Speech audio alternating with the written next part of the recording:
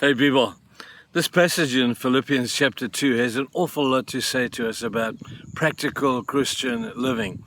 It talks about living this life in a dark and a depraved world where we are told to hold out the light of life to a world that is dying and going to hell. And our role is to hold out that light of life as individuals, as families, as churches, as communities, as countries, is to be able to do just that. But one of the verses in that passage that is so profound is the verse that says, work out your salvation with fear and trembling. I wonder today if there isn't sometimes a bit of an overemphasis on familiarity with God. We talk about God as being like our best chummy, our best little buddy, and I've said this a number of times. I'm always nervous when I sense that that could be a reality. You see, God is holy, God is high, He's lifted up, and He is God. Familiarity is never on the cards. We talk about friendship with God, but that talks about a far deeper meaning and a relationship between us and Him. Familiarity breeds contempt. We all know that. Now, we see examples of this, of people in Scripture who've just crossed that line. And it's a very fine line between friendship and frivolity. Or frivolity, or whatever the word might be. But we've got to keep away from that line, and we've got to err on the side of respect and stuff for God.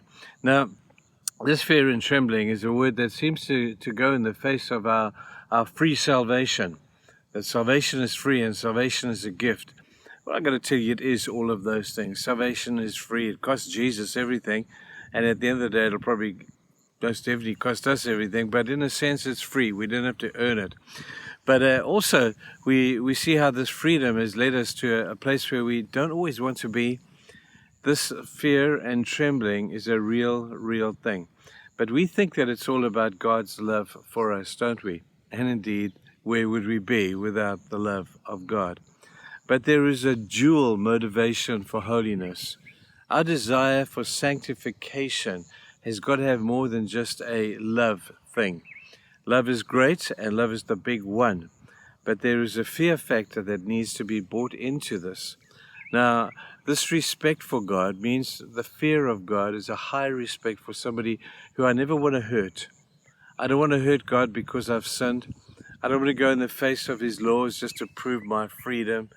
I want to fear Him in a very real and a tangible kind of a way. I fear hurting Him. But I fear, too, the consequence of sin. You see, God's not going to take those consequences away. Now, this is logical. I'm not going to put my hand on a hot stove because I know I'm going to get burnt. I can't put my hand on and say, well, God's going to protect me because He loves me. I have fear for my own safety and for my own good. And this fear that runs in conjunction with the love of God. Now, the beauty of the love of God is it can be overwhelming. And the fact is that we need to fear until our love for God is bigger than our fear factor. When we look at that beautiful verse where it says, perfect love casts out fear. Fear and respect and this beautiful holding in awe of God is highly important. But love is bigger. And love, as it grows, will overwhelm our fear. To the same end, we will become more like Christ. But I don't know about you. I've had some really bad habits that I've been learned over the course of many years of life. And I need to get rid of those things. And as I use the fear of God to motivate me to break those bad habits, the love of God overwhelms me. I don't know if you can work that out, but I find it true. This love is bigger than fear. It has to be. Otherwise, we're in a lot of trouble.